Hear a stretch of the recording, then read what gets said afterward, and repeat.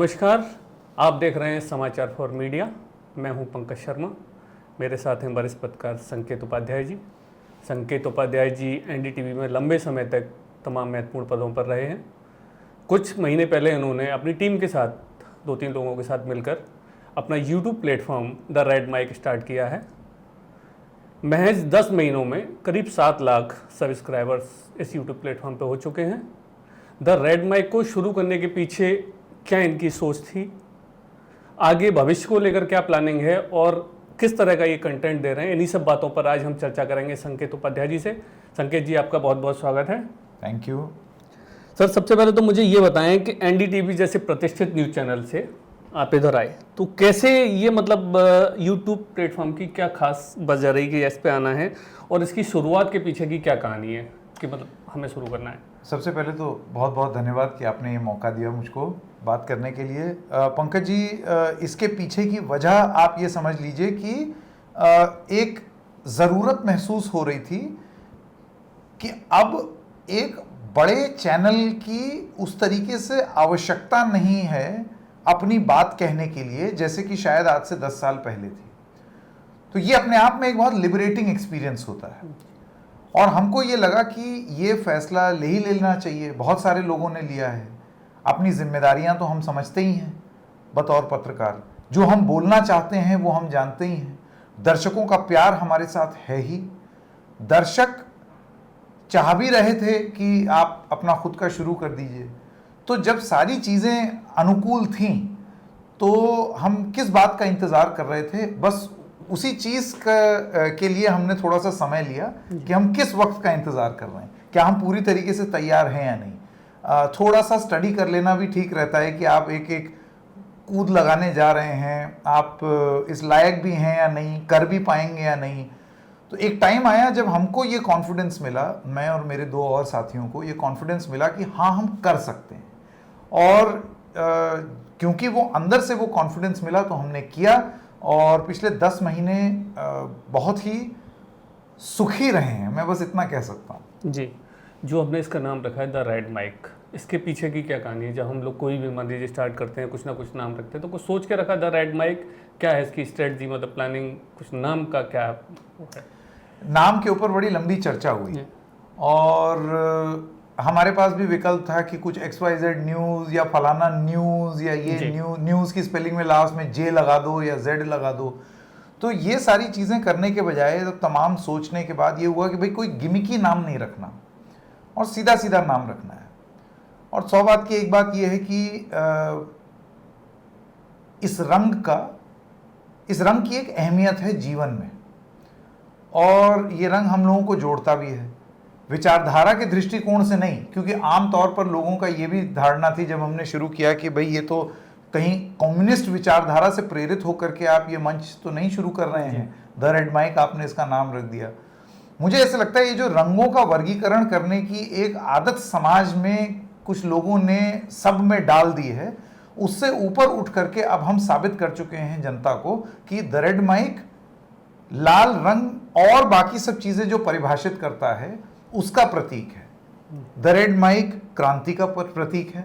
The red mic जीवन का प्रतीक है क्योंकि आपके रक्त का रंग लाल होता है। द रेड माइक प्यार का प्रतीक है, गुलाब लाल रंग का होता है। तमाम चीजें लाल रंग से, बहुत ऊर्जा का प्रतीक है, उसका रंग लाल होता है। तो तमाम जो और चीजें हैं जो लाल रंग संबोधित करता है, उन सब चीजों का एक मिश्रण द रेड माइक है। तो वो बहुत नेचुरली आया। माइक हम पकड़ते ही हैं और अपने मन में हम लाल रंग को जिस तरीके से परिभाषित करते हैं वो हमें मालूम ही था। तो ज़्यादा समय नहीं लगा जब ये प्रस्तावना हुई इसकी, तो बहुत मेरे ख्याल से सेकंड्स के अंदर अंदर हम तीनों फाउंडर्स ने ये तय किया हो जाए तुरंत। तो जब भी आप कोई नया प्लेटफॉर्म शुरू करते हैं जैसे आपने किया, तो तमाम तरह की चुनौतियाँ आई हैं, जाहिर सी बात है आपके सामने भी आई होंगी।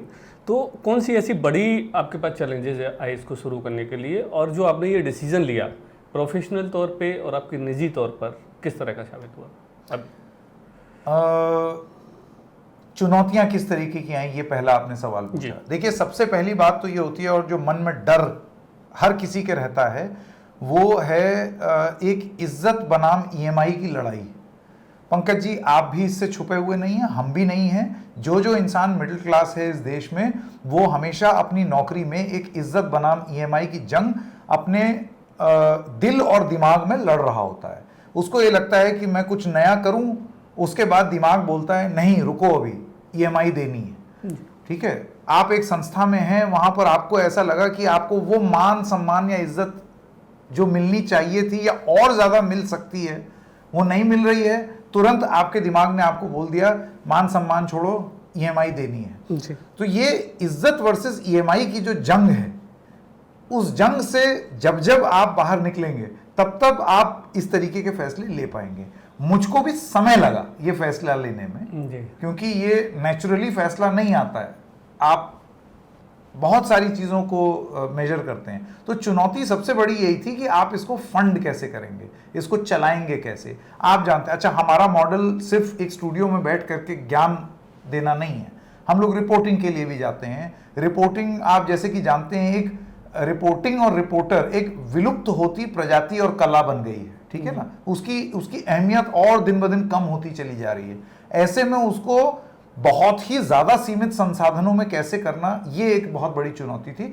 लेकिन जिस तरीके से आप अपने घर में बजटिंग करते हैं पंकज जी, कि आज ब्रेड लानी है या मैंने इतना पैसा निकाल के रखा है कि ये इससे राशन लाएंगे, उसमें कभी कभार कुछ अप डाउन हो जाता है तो आप अपने खर्चे घर के मैनेज करते हैं ना, वैसे ही हम लोग इस संस्था में मैनेज कर रहे हैं। सबसे बड़ी चीज हमको ये पता चली पिछले 10 महीने में कि अगर नियत हो तो आप कहीं ना कहीं से पैसा जुगाड़ लेंगे। कोशिश आप करेंगे कि कहीं से 2 पैसा इधर बचा लें, 2 उधर बचा लें, यहां से आई हुई आमदनी जो है उसको किस तरीके से उसका प्रयोग करें। तो चुनौती एक ये थी फाइनेंशियल, जिसको हम इस तरीके से पार कर रहे हैं और इसको लेकर के जिसे कहते हैं ना बहुत तकलीफ में नहीं है, क्योंकि हमें मालूम था हम क्या फैसला ले रहे हैं।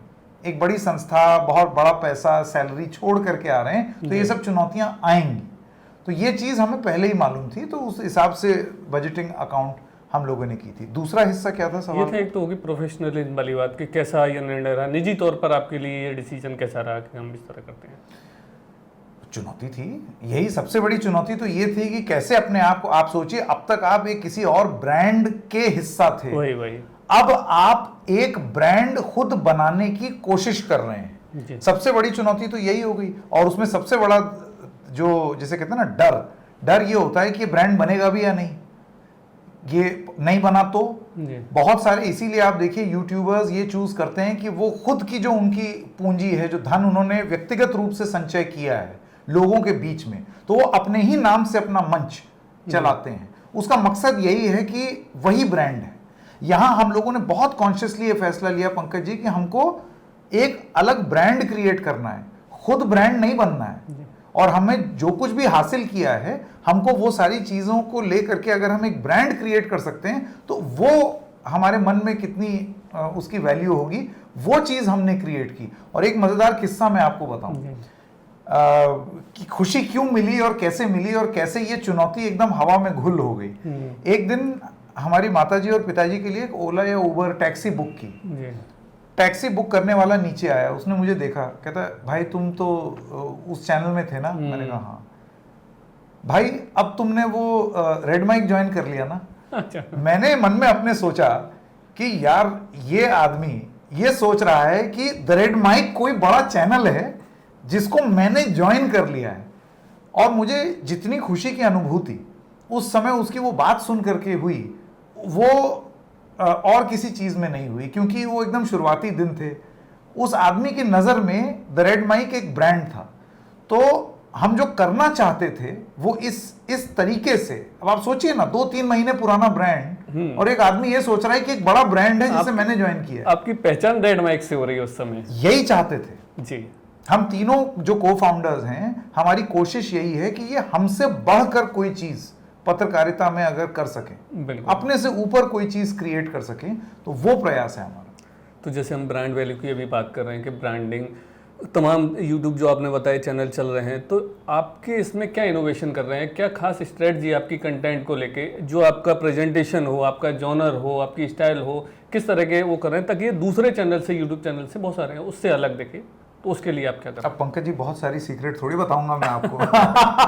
नहीं, टॉप सीक्रेट नहीं, लेकिन आप कोई क्यों देखे? मैं बताता हूँ। देखिए, एक बहुत बड़ी चीज होती है पंकज जी, जिसे कहते हैं भरोसा जी। ट्रस्ट। कमाया जाता है भरोसा, और वो कमाई सिर्फ पैसे से कमाई नहीं होती। वो लोगों के मन में आप क्या इज्जत रखते हैं या लोग आप पर कितना भरोसा करते हैं, वो धीरे धीरे करके आपकी एक ब्रांड वैल्यू बनती है।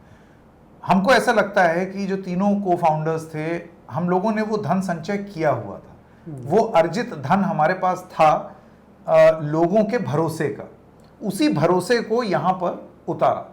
तो अगर आप स्ट्रैटेजी पूछें तो सबसे पहली बात तो वो भरोसा जी, वो भरोसा है लोगों का, जिसकी वजह से द रेड माइक, एक छोटी सी संस्थान, अपने 10 महीने से कम के कार्यकाल में इलेक्शन कवर करता है तो 78,000 लोग लाइव कंकरेंट व्यूज उसके होते हैं। बड़े बड़े चैनल्स के नहीं होते। और ये कोई, मैं बहुत गुमान के साथ या वैसे नहीं बोल रहा हूं कि मुझे बड़ा एरोगेंस हो गई है इस बात की, बहुत विनम्रता के साथ ये बोल रहा हूं कि ये भरोसा कमा पाए हम, और वो दिख रहा है। अभी जो हाल फिलहाल चुनाव हुए उसमें हम लोगों ने जब कवर किया तो करीब 70-72 हजार live concurrent views. Electoral bond की हमारी कवरेज में कभी भी हम लाइव जाते थे तो 20-20, 22-22 हजार लाइव कंकरेंट व्यूज होते थे। ये नंबर्स हैं और ये आंकड़े किसी से छुपे नहीं है, क्योंकि डिजिटल मीडिया में तो सारी चीजें खुल के आपके सामने आ जाती है ना। ये कोई टीआरपी तो है नहीं जो एक हफ्ते बाद आ रही है, सब कुछ सामने है उसी समय। ये सारी चीजें हमने कमाई हैं, and all of it Pankaj ji is organic. हाँ, यही है ना, all of it is organic. हमें ना किसी को, किसी इन्फ्लुएंसर को कुछ बोलना पड़ा, ना हमें किसी को ये बोलना पड़ा कि जरा देख लो। मैं जानता हूं बहुत बड़े बड़े चैनल जो कि पैसा लगा करके अपने आप को नंबर 1 और डंका बजा और ये सब तमाम चीजें करते हैं। हमें ये सब करने की जरूरत ही नहीं पड़ी। तो अगर आप स्ट्रैटेजी की बात करें तो एक तो वो भरोसा है जिसका प्रतीक इस तरीके से निकला। हम लोगों ने एग्जिट पोल कवरेज की, उसके भी रिकॉर्ड व्यूज आए। ये सब जब आप भरोसा होता है तब ये सारी चीजें आती हैं। इसके अलावा आपने पूछा और रणनीति क्या है। मेरा यह मानना है कि द रेड माइक में एक जो बड़ी गंदी और भौंडी आदत सब मीडिया वालों को और मीडिया जगत में लग गई है कि जब तक 4 बार कांग्रेस, 5 बार भाजपा, 6 बार सपा, 2 बार बसपा, 2-3 बार रालोद, इस तरीके की बात जब तक आप पॉलिटिक्स की ना करें तब तक आपने पत्रकारिता ही नहीं की। उसके बाद फिर आपको ये होगा अरे ये तो प्रो कांग्रेस मीडिया है या ये तो प्रो बीजेपी मीडिया है। ये जो इकोसिस्टम में बांटने की एक गंदी आदत एक इकोसिस्टम्स की है, और मीडिया वालों ने खुद भी ये आदत अपने अंदर अपना ली है। उस आदत से झकझोर करके हम लोग बाहर निकले, ना कभी थे और कॉन्शियसली ना कभी पड़ जाएं, ये भी हमारा प्रयास रहता है। एक्सचेंज फॉर मीडिया के ही एक प्रोग्राम में जब आपने मुझे एक मंच दिया, उसके कीनोट एड्रेस में मैंने ये चीज बोली थी कि एक बहुत बड़ा वर्ग है जो न्यूज देखना ही छोड़ चुका है पंकज जी। और वो इसलिए छोड़ चुका है क्योंकि मीडिया को ये लगता है कि कोई एक इकोसिस्टम पकड़ लो, उसके व्यूअर्स मेरे पास आ जाएंगे, और हम लोग ये मान बैठते हैं कि यही व्यूअर्स हैं, जनता यही देखना चाहती है। गंदी आदत जो न्यूज रूम्स में लग गई या जर्नलिस्ट में लग गई, ये कहने की यही जनता देखना चाहती है। अरे आपको कैसे मालूम जनता क्या देखना चाहती है? आपने कोई पोल कराया है? बिल्कुल। आप क्या कोई पोलिंग एजेंसी है कि जाकर आपने स्ट्रॉ पोल किया कि ये जनता ये देखना चाहती है? द रेड माइक में हम लोग दुनिया करते हैं। 105 एपिसोड द रेड माइक दुनिया के हुए हैं। एक जो धारणा बनी हुई है ना कि हिंदी जगत में लोगों को जब तक एकदम दुनिया की खबर बहुत ही फूहड़ तरीके से ना बताओ तो लोग नहीं समझेंगे। पंकज जी, ये धारणा टूटी क्योंकि द रेड माइक दुनिया में बहुत ही इंटेलिजेंट तरीके से बिना बेवकूफाना हरकत किए हम लोग 105 एपिसोड से लगातार दुनिया भर की खबरें दे रहे हैं और उसके रिकॉर्ड व्यूज आते हैं। रिकॉर्ड व्यूज कोई और प्रोग्राम नहीं है टेलीविजन जगत में जो कि इस तरीके की व्यूज ले आए। ये है स्ट्रेटेजी। अब आप क्या, ये सारी स्ट्रेटेजीज भरोसे से निकलती हैं। हम लोग गाड़ी का शो करते हैं, वो लोग देखते हैं। हम लोग छोटी छोटी चीजें, जैसे कि हम लोगों ने एक प्रोग्राम किया जिसमें हमने कहा क्या आपके स्क्रीन, आपके एंड्रॉयड स्क्रीन में भी आई 3 ग्रीन लाइन, बस। और उसके बाद हमने बताया कि लोगों को में ऐसे, अरे आप जानते हैं कितनी बड़ी समस्या है बाहर, छोटे गरीब लोग बेचारे, जोमेटो, स्विगी, ये सब सबके फोन में छोटे छोटे फोन उन्होंने लिया, उससे उनकी रोजी रोटी चल रही है। 3 लाइन आ गई, क्यों? क्योंकि एक कंपनी ने ये बोल दिया कि हमारे सॉफ्टवेयर अपडेट की वजह से हो गया, और वो उसको ठीक भी नहीं करते, क्योंकि वो उन सब लोगों को बोलते हैं आपने फोन गिरा दिया तो हम आपका स्क्रीन रिपेयर नहीं करेंगे। अब ये भी तो जन सरोकार की खबरें हैं क्या? 10 बार कांग्रेस बीजेपी बोलने से ही खबरें होंगी? तो ये हमें ऐसा लगता है कि जनता के दिल से जुड़ने वाली खबरें या जनता के दिल को टटोलने वाली खबरें, जो कि सिर्फ एक ही धारा पर नहीं चलती, एक ही ढर्रे पर नहीं चलती। आप बाहर उतरेंगे तो आप ये पाएंगे कि समाज तमाम तरह की बातें कर रहा है, और एक बहुत बड़ा तबका है, इनफैक्ट मैं तो कहूंगा एक मेजॉरिटी है, जो सही बात सुनना चाहता है, लोकप्रिय बात नहीं। और यही हमारा एक सेल्स पिच भी है, बात जो सही हो, लोकप्रिय नहीं। तो मुझे लगता है कि जो सब्सक्राइबर्स की संख्या जो लगातार बढ़ रही है आपके इतने समय में, जो आपने देखा, यही वजह मानते हैं शायद आप इसको भी? मैं इसको लेकर के बहुत ज़्यादा अपने आप को, पंकज जी, जिसे कहते हैं ना, बहुत सोचना, घबराना और ये सब, वो सब चीज़ नहीं करते। मुझे ऐसा लगता है कि द रेड माइक सिर्फ एक यूट्यूब प्लेटफॉर्म या एक जर्नलिज्म ऑर्गेनाइजेशन ही नहीं, पत्रकारिता जगत में एक नया मूवमेंट है। हम लोग इसको द रेड माइक मूवमेंट कहते हैं। मूवमेंट इसलिए बुलाते हैं क्योंकि मेरा ये बहुत बहुत कन्विक्शन के साथ ये मानना है कि हमने समाज के एक बहुत बड़े हिस्से को आइसोलेट कर दिया है, खबरों की दुनिया से हमने उसको दूर ढकेल दिया है। क्यों? क्योंकि हमारी अपनी अंडरस्टैंडिंग ये है कि अरे भाई ये करो इससे व्यूज आते हैं, अरे ये करो इससे व्यूज आते हैं, इसके बारे में बात करो, आजकल ये हैशटैग हर जगह हर समय एल्गोरिदम आपको डिक्टेट कर रहा है कि आप किस तरीके से अपना जर्नलिज्म करें। जर्नलिज्म एल्गोरिदम तय नहीं कर सकता ना। आप अगर एल्गोरिदम के हिसाब से चलेंगे तो वो लोग तो तमाम टाइप की बेवकूफियां भी देखते हैं। इस देश में तो लोग बिग बॉस भी देखते हैं, तो क्या आप जर्नलिज्म के नाम पर बिग बॉस देने लगेंगे? शायद वही होने लगा था, इसी वजह से भरोसा कम हुआ लोगों का। और हमको यह जरूरत महसूस हुई कि हमें जर्नलिज्म के नाम पर बिग बॉसीकरण नहीं करना, हमको वो करना है जो हमें सही लगता है, जो तथ्यों के आधार पर हम सही साबित कर सकते हैं, और हमने वो किया। और हमको इस चीज का बहुत बहुत, मतलब जिसे कहते हैं दर्शकों का प्यार, दर्शकों की तरफ से वो रिस्पॉन्स वो मिल रहा है, जिससे बहुत यकीन होता है कि धीरे धीरे ही सही, रोज एक एक कदम चलेंगे, फिर किसी दिन एक बार मुड़ के देखेंगे कि कितने मील पार किए। जैसा मेरा एक अभी थोड़ी देर पहले सवाल था स्ट्रेटजी का, या आपने जो कहा, तो आप लोग कैसे मतलब प्लान करते हैं? जैसे अभी कई लोग क्या करते हैं कि टीवी से देखा, वहां से न्यूज उठा ली, तो आप लोग सब्जेक्ट कैसे प्लान करते हैं? आपको कैसे पता चलता है कि हाँ जी ये हम इस पे काम करेंगे तो इस पे ये होगा? ये बहुत अच्छा सवाल किया आपने। देखिए 2-3 चीजें हैं। इतने सालों की जो हमारी जर्नलिज्म में, प्रिंट में रहा, उसके बाद में टीवी में भी रहा, हमारे जितने पार्टनर्स हैं, एक पार्टनर जो है हमारे वो first generation television, Sunil Saini ji. मैं सेकंड जनरेशन में 2002 में जर्नलिज्म ज्वाइन किया। सौरभ शुक्ला जो हमारे तीसरे पार्टनर हैं, वो थर्ड जनरेशन टेलीविजन जर्नलिस्ट हैं। 2012 में उन्होंने अपने करियर की शुरुआत की। तो 3 युग एक साथ द रेड माइक में अपने विचारों, और ऐसा नहीं है कि हमारे विचार एकदम सेम है जी। हम लोगों में क्रिएटिव टेंशन भी बहुत है पंकज जी, है ना, कि ये खबर ऐसे नहीं है, एंगल ये ऐसे नहीं है, वो ये, इससे बढ़िया गिफ्ट आप अपने आप को नहीं दे सकते जब आप अपने आसपास ऐसे लोगों से घिरे हों जो आपको इंटेलेक्चुअली चैलेंज करें, आपको क्वेश्चन करें, और आप जानते हैं कि वो अच्छी नीयत से क्वेश्चन किया जा रहा है। हमें दर्शक भी इसी तरीके के चाहिए। आपको एक छोटा सा किस्सा बताऊं, एनडीटीवी में जब था तब एक दर्शक मेरे पास आए, ऑटो से उतरे और मुझे देख करके बोले कि भाई साहब, वो जो कल आपने 8 बजे का शो किया था, 8:14 पे जो शब्द यूज किया था ना आपने, उस शब्द की जगह ये शब्द यूज करो, तब बात ज्यादा मजा आएगी। अच्छा चलता हूं। अच्छा, इतनी सी बात। ये आप सोच रहे हैं दर्शक भी आपके साथ इन्वॉल्व है, ऐसे लोगों का। और मेरा ये मानना है कि हमारा समाज ऐसे ही लोगों का है, और हम जब इकोसिस्टम्स के पीछे भागते हैं ना, तो हम ऐसे लोगों को भूल जाते हैं, ऐसे लोगों के बारे में हम कदर नहीं करते। क्यों? ऐसा आदमी शोर नहीं मचाता जी। तो जब वो शोर नहीं मचाता तो वो उसको भूल जाना बहुत आसान है, वो गलती हम नहीं करेंगे। तो ये चीज हम लोगों ने बहुत कॉन्शियसली, हम तीनों ने ये तय की कि खबरें इस तरीके की हों जो हमने महसूस की, जो हम समझते हैं कि जन सरोकार की हैं, इस बात की कोई तोड़ नहीं है कि आप अगर पत्रकार हैं तो आपको देश दुनिया की जानकारी होनी चाहिए, आपको तथ्यों की जानकारी होनी चाहिए, अखबार आपको पढ़ना है।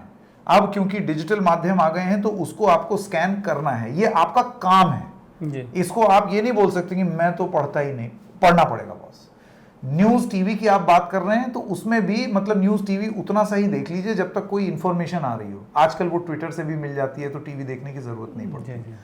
बस तो इंफॉर्मेशन जहां से भी आए उसके बाद फिर हम बैठ करके ये देखते हैं कि जो इंफॉर्मेशन आई है वो कहां से आई है, भरोसे लायक है या नहीं, और अगर वो एक भरोसे लायक सोर्स है तो फिर उसको आगे बिल्ड करते हैं। अब देखिए आपके सामने ही ये अखबार हैं आज के रखे हुए हैं, अभी ये तो आधे ही हैं, इसके आधे जो हैं वो तो पढ़ के रख दिए गए एक कोने। तो रोज 10-12 अखबार स्कैन करना, वेबसाइट स्कैन करना और सोशल मीडिया फीड स्कैन करना, और उसके आधार पर यह तय करना कि कौन सी इंफॉर्मेशन इसमें से क्रेडिबल है और इसमें से कौन सा पॉइंट है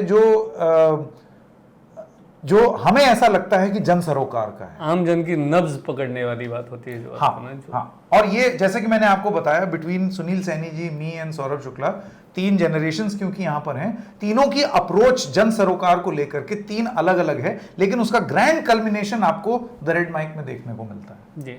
अभी मेरे एक सवाल अभी दिमाग में आया, जैसे अभी हमने कहा कि हम प्लान करते हैं जन सरोकार का, ये मान लीजिए कोई बंदा है सामने, जनता है, वो चाहती है कि यार हमारा ये मुद्दा भी इसमें द रेड माइक में उठाया जाए, ये बड़ा इश्यू है, तो वो आते हैं, कैसे कांटेक्ट करते हैं या आपको कोई करना चाहेगी? बहुत उम्मीद से, मतलब आप ये सोचिए मेरी ट्विटर का जो डायरेक्ट मैसेज है वो इसीलिए मैंने खोल दिया जी, क्योंकि पहले तो ज़रूरत नहीं महसूस हुई थी जब तक चैनल्स में थे, लेकिन उसके बाद फिर अब मुझे लगा कि नहीं, I need to regularly be in touch.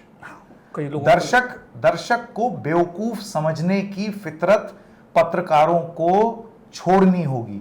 हाँ, हो सकता है कुछ लोग जो हैं वो गाली गलौज करें, कुछ बोलें, तो please have some thick skin, थोड़ी चमड़ी मोटी कीजिए। 4 लोग अगर आपको कुछ बोल रहे हैं, आलोचना कर रहे हैं, तो सुन लो ना, क्या है, क्योंकि उसी सबके बीच में आपको एक ऐसा कमेंट मिल जाएगा, एक ऐसे सज्जन मिल जाएंगे जो एक कोई नया शब्द सिखा जाएंगे, एक कोई ऐसा डायरेक्ट मैसेज में कोई एक स्टोरी दे जाएगा जो कि आप अखबार में खंगालते रह जाएंगे, आपको नहीं मिलेगी। ये जो ग्रीन लाइन वाली स्टोरी है, आपको पता है ये कैसे मिली?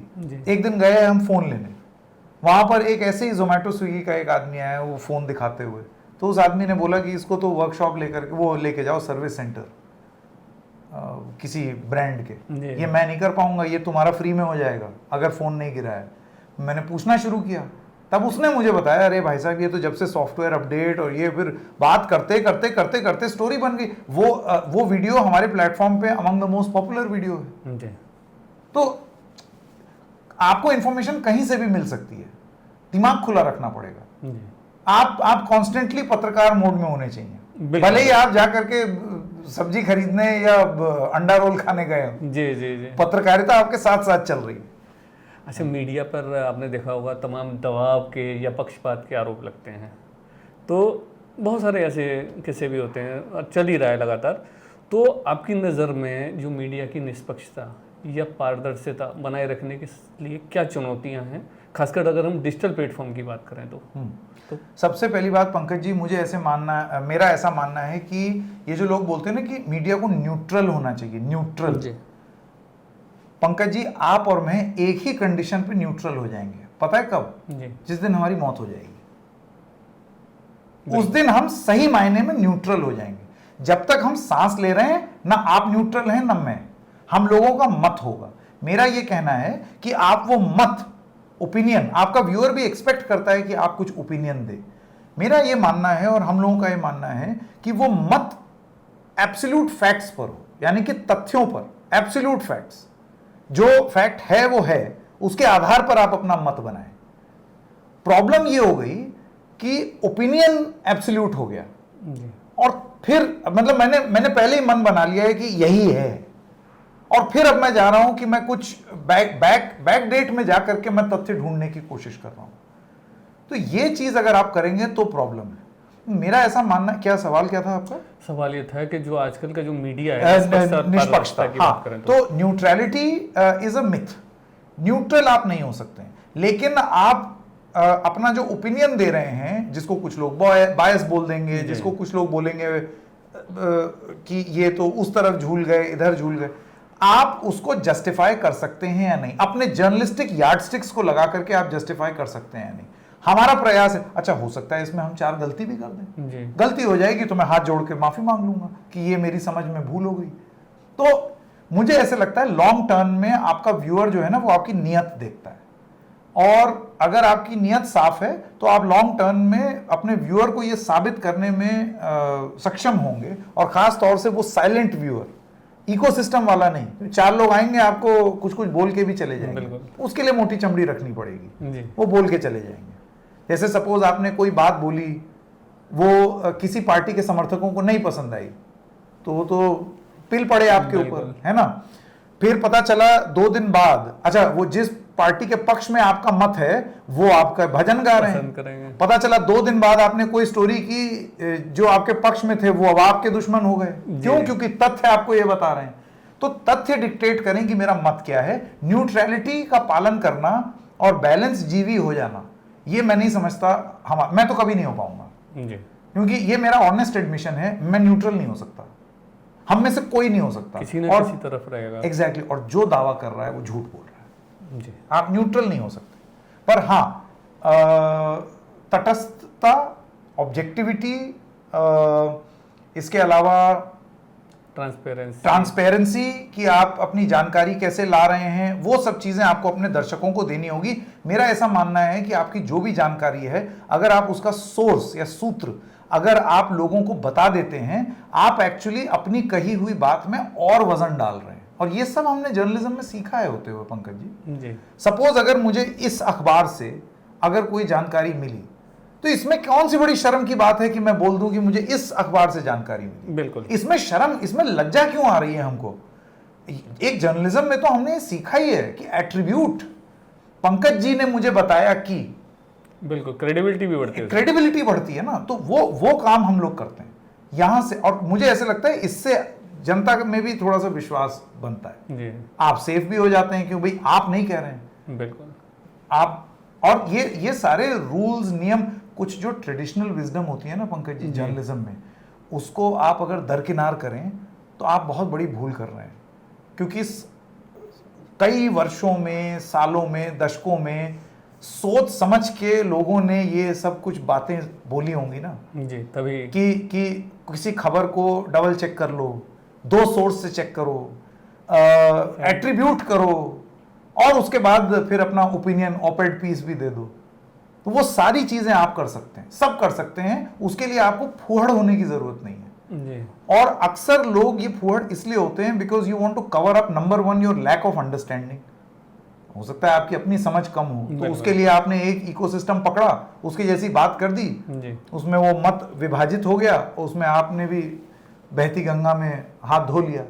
लेकिन फिर आपने लोकप्रिय बात की, आपने सही बात नहीं की, आपने लोकप्रिय बात कर दी, आप लोकप्रियता के पीछे भागे, फिर आप पत्रकारिता के धर्म से दूर चले गए। बिल्कुल मुश्किल रहा है पंकज जी, 100 बात की एक बात ये है, ये आसान काम नहीं है जो कर रहे हैं। लेकिन पत्रकारिता के एथिक्स और जो नियम है उन सबका तो वो जो उसके बिना नहीं करेंगे, क्योंकि अव्वल व्यूअर्स को तो जो निराश करेंगे सो करेंगे, खुद को निराश कर बैठेंगे, वो नहीं कर सकते जी जी।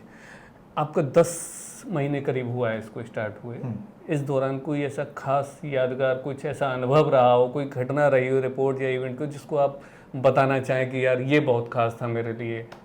कुछ ऐसी बहुत सारे ऐसे लम्हे हैं। मतलब देखिए, अब तो हम, क्योंकि पंकज जी सिर्फ पत्रकार नहीं, अब तो मतलब जर्नलिस्ट एंटरप्रेन्योर हो गए जी। तो जो वेरिएबल जो चेंज हुआ है वो यही है। पत्रकारिता तो हम पहले भी कर रहे थे, जो चीज चेंज हुई वो ये है कि अब पत्रकारिता का बिजनेस भी समझने की कोशिश कर रहे हैं। विश्व भर में आप किसी से भी बात करें, journalism is a loss making proposition. पत्रकारिता से पैसा कमाना बहुत मुश्किल है। आप किसी से भी बात करेंगे वो आपको ये बताएं, या तो पत्रकारिता स्टेट फंडेड होती है, या स्पॉन्सर फंडेड होती है, या सब्सक्राइबर फंडेड होती है। वो उसी तरीके से आप वो कर सकते हैं, एडवर्टाइजर फंडेड होती है। तो इन सब के बीच में अपने दिल को संतोष दे करके हम लोग कैसे पत्रकारिता का धर्म भी निभाएं और काम भी करें और फलें फूलें, जनता का भी विश्वास जीतें, ये है मेरा ऐसा मानना है सबसे बड़ी लर्निंग भी और सबसे बड़ी चुनौती भी, क्योंकि रोज कुछ ना कुछ नया इस फ्रंट पर हम सीख रहे हैं, रोज। आपने ये बहुत अच्छी बात कही। जैसे अभी आप टीवी में लंबे समय तक रहे, अब आप डिजिटल में आ गए, एंटरप्रेन्योर हो गए, तो अब जो युवा पत्रकार हैं, जाहिर सी बात है आपका अनुभव भी काफ़ी है और तमाम जगह का आपका एक्सपीरियंस हो गया। जो युवा पत्रकार हैं, जो आना चाहते हैं, खासकर कोई अपना यूट्यूब चैनल या कुछ डिजिटल में आना चाहते हैं, तो उनके लिए क्या ऐसी सीख देना चाहेंगे? क्योंकि अभी आपने कहा कि जो पैसे का और जो शॉर्टेज वाला जो बात हुआ कि वो दिक्कत है, तो उनके लिए क्या आप सीख देना चाहेंगे, किस तरह से हुआ? पहले तो मैं अपने आप को इस लायक नहीं मानता कि मैं किसी को सीख दूं। नहीं, इसीलिए मैंने कहा लंबा अनुभव है तो थोड़ा सा आइडिया, एडवाइस क्या देना, एडवाइस मान लीजिए उनको क्या देना चाहेंगे? बड़ा मुश्किल है पंकज जी, पता है किसी को ना अनसॉलिसिटेड एडवाइस किसी को नहीं देनी चाहिए। और पता क्योंकि लोग उल्टा पलट के ये बोलते हैं, कैरियर बनाना चाहते हैं वो तो आपको देखना चाहेंगे ना यार, इन्होंने यार ये बताया, यार हो सकता है कोई आपकी एडवाइस पर काम करके किसी का बहुत भला हो जाए। मेरा बस एक चीज कहना है, एक अच्छा पत्रकार एक बड़े चैनल का मोहताज नहीं है आज की डेट में।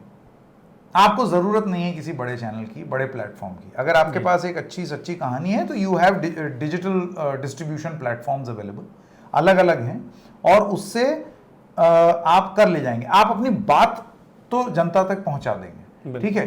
अब आते हैं कि आप उसमें पैसा कैसे कमाते रहें, रेवेन्यू मॉडल आप अपना कैसा रखें, तो वो सारी चीज़ें जो हैं उसमें जुगत लगती है, उसमें मेहनत लगती है।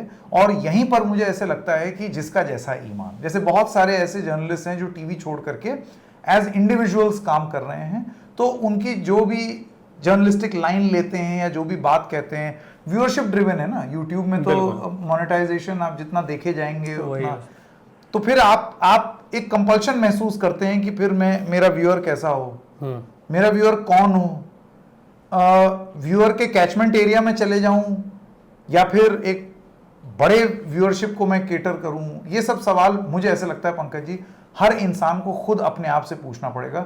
छोटी सी हिदायत ये होगी कि एकदम छलांग ना लगाएं, थोड़ा सा अपने आप को, आप अपने परिवार को फाइनेंशियली जब तक सिक्योर ना कर लें तब तक आप ये ना करें, क्योंकि जाहिर सी बात है इसमें रिस्क है, जॉब नहीं है ना ये, बिल्कुल, तो इसमें रिस्क है।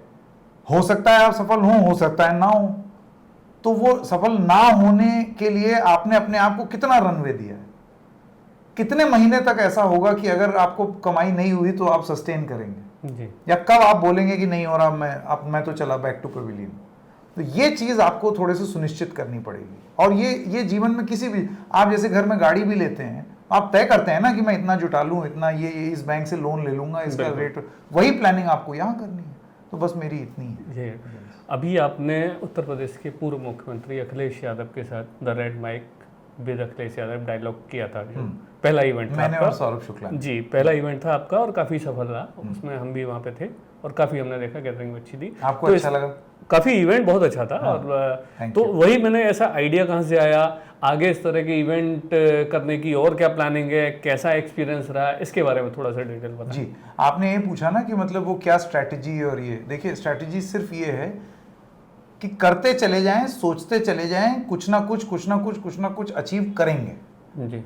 ऐसा सोचा नहीं था कि हम लोग 10 ही महीने में एक डिजिटल प्लेटफॉर्म अपने खुद का एक इवेंट कर लेगा जो आप कह रहे हैं आपको पसंद आया। मेरे लिए ये ज्यादा मायने रखता है। हमारे तो पेट में तितलियां थी भाई कि पता नहीं कैसा जाएगा, क्या होगा, लेकिन जब आपने आकर के बोला इवेंट में और लोगों ने बोला तो मुझे बहुत राहत मिली जी।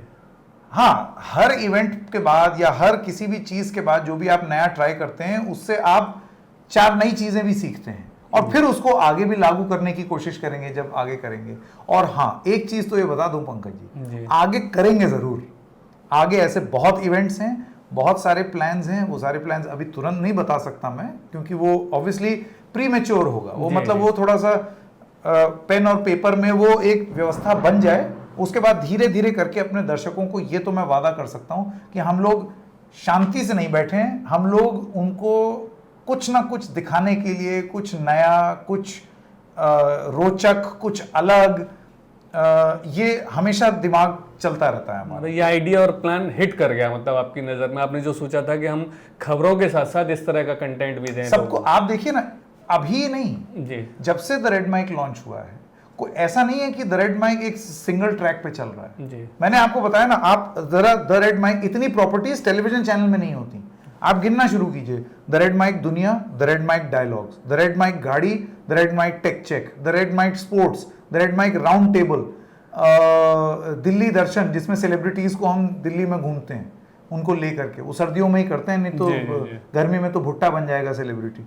और the red mic round table, ऐसे करके मतलब कम से कम इशारों में मेरा एक वीलॉग। तो कितनी प्रॉपर्टीज हैं और ये कितनी धरातल पे आ चुकी हैं और कितनी कुछ सब। अब मेरा एक सेकंड ये फोन दीजिए, इसमें मैं आपको दिखा दूं।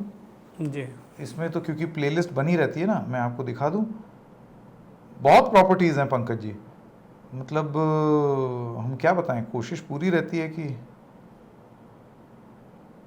तो ये पूरा अपना प्रयास ये रहता है कि हमेशा कुछ एक्सपेरिमेंट करते रहें। देखिए, कुछ एक्सपेरिमेंट चलेंगे, कुछ एक्सपेरिमेंट नहीं चलेंगे, जी लेकिन जब आप एक्सपेरिमेंट ही नहीं करेंगे तब तो कुछ भी नहीं चलेगा ना। बिल्कुल। अब आप ये देखिए, the red Mic in Sri Lanka, हम श्रीलंका गए, हम बांग्लादेश गए, वहां ग्राउंड से रिपोर्टिंग की, ठीक है।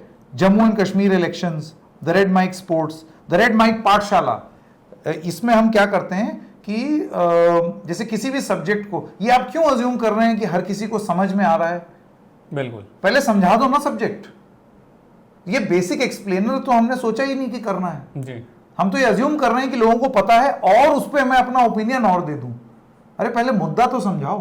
तो ये पाठशाला, the red Mic in Bangladesh, जैसे मैंने आपको बताया, गाड़ी बुला रही है, गाड़ी का हमारा सेगमेंट, कुछ देखा जाए। भाई वेब सीरीज पे आप भी कुछ देखते होंगे ना, ओटीटी पे, बिल्कुल हम भी देखते हैं। तो जो हमारा अनुभव रहा वो देखने का, वो हमने इसमें एक वो बना दिया। दिल से विद कपिल सिब्बल। कपिल सिब्बल एक नोटेड वकील हैं, उनका एक प्रोग्राम हमारे यहाँ है। द रेड माइक पॉडकास्ट के बहुत सारे एपिसोड्स हमारे गए हैं। इलेक्शन इंटरव्यूज, लोकतंत्र सीरीज, यानी कि लोकतंत्र पर जिन लोगों ने किताबें लिखी हैं उनके इंटरव्यू, इलेक्शन यात्राएं, इशारों में, जैसे मैं आपको बता रहा था कि जो वीलॉग है, जी जी, क्योंकि मेरा नाम संकेत है, संकेत का मतलब इशारा होता है, तो हमारे बहुत सारी बात कर रहे थे हम उसमें। कोशिश करते हैं। कानून की पाठशाला, कानून को समझने का तरीका, नजरिया, exclusive interviews, the red mic Duniya, 8 बजे का हमारा शो, मेरा और सौरभ शुक्ला का।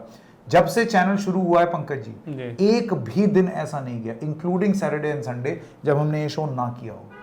8 PM विदाउट फेल हम लोग इस देश और दुनिया के किसी भी कोने में हो, हम लोग एक शो करते हैं। तो ये वो है 8 बजे का शो जी। बस यही सब है।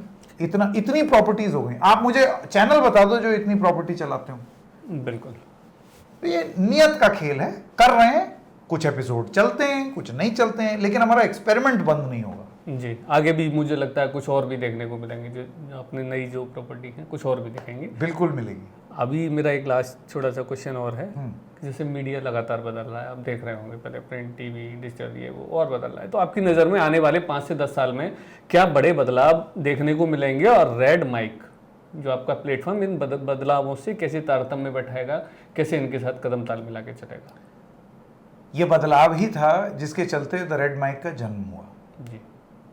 ऐसे तो तमाम मीडिया चैनल्स हैं, तमाम डिजिटल चैनल्स भी हैं, द रेड माइक की क्या ज़रूरत है भाई, है ना? बिल्कुल। तो द रेड माइक का जन्म ही बदलाव के चलते हुआ।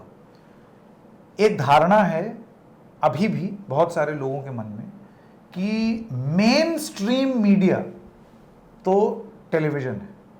एक टाइम पर मेन स्ट्रीम मीडिया अखबार था।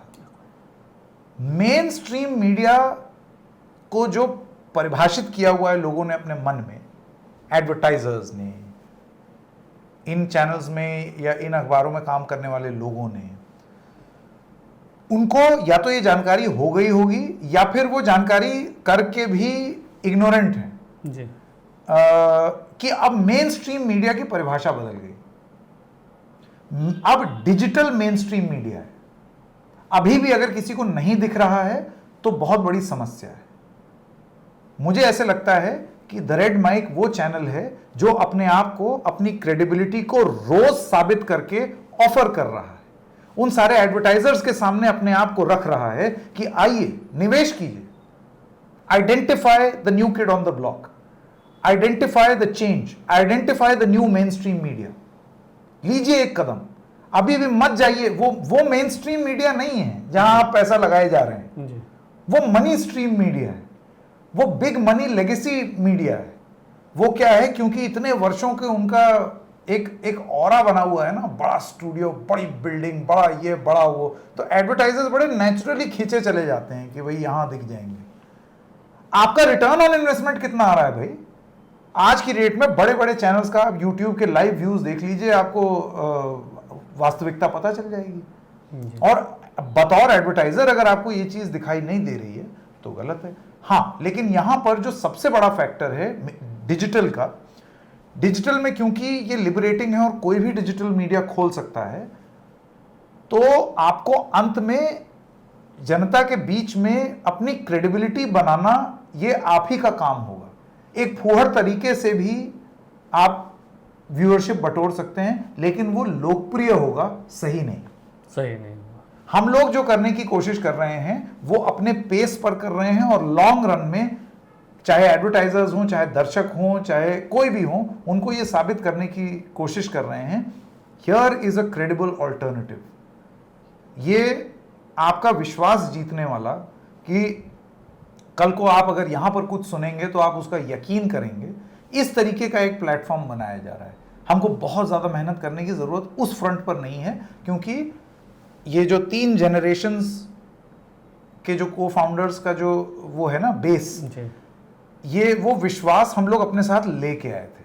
अब उस विश्वास को इस संस्था में ढाल करके वो लोगों के सामने प्रस्तुत कर रहे हैं। अभी जैसे एडवर्टाइजर्स की बात हुई, मुझे याद आया कि जैसे फिर आपको क्या लगता है कि एडवर्टाइजर्स भी जो आप कह रहे हैं कि ज़्यादा लोकप्रिय वाला उस पर ज़्यादा लगेंगे, आपको क्या लगता है, या जो क्रेडिबल दे रहा है उस पर ज़्यादा एडवर्टाइजर्स? मैं आपको बताता हूँ एडवर्टाइजर्स फितरतन सिर्फ नंबर देखते हैं जी, सिर्फ नंबर, उनको इससे कोई मतलब नहीं है कि, लेकिन मेरा ये कहना है कि अब एडवर्टाइजर्स को the quality of those numbers भी देखना होगा, और वो देखते हैं जी।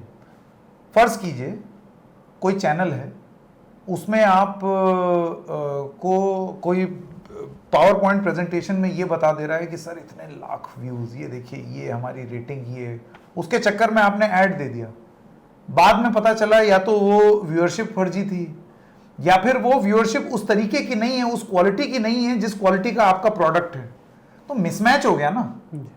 तो सिर्फ कोरे नंबर एडवर्टाइजर्स अगर देखेंगे तो उसमें उनके लिए भी प्रॉब्लम है। आप अगर आपका प्रोडक्ट विश्वसनीय है तो आपको भी एक ऐसा प्रोडक्ट में ऐड देना है जो भी विश्वसनीय ही हो, तब दो लोगों का मिलन होगा ना, बिल्कुल, तब उसका कन्वर्जन होगा। ऐड का मकसद क्या होता है? ऐसे थोड़ी होता है यूं ही कुछ भी दे दो। ऐड होता है कि आप ऐड देख के प्रभावित हो और जाके वो सामान खरीदें। सही बात। अब अगर आप देखेंगे ही नहीं, और अगर देखेंगे इस लायक ही नहीं होंगे कि आप मेरा सामान खरीदें, तो ऐसे एडवर्टीजमेंट का क्या फायदा? तो ये सवाल आज एडवर्टाइजर्स को भी अपने आप को पूछना है। जी, बहुत बहुत धन्यवाद, आपने इतना दिया। तो ये थे हमारे साथ संकेत उपाध्याय जी, जिन्होंने रेडमार्क की उद्देश्य, इसकी लॉन्चिंग और इसके भविष्य को लेकर तमाम सवालों के जवाब दिए। धन्यवाद संकेत जी, बहुत बहुत शुक्रिया। Thank you Pankaj ji, thank you.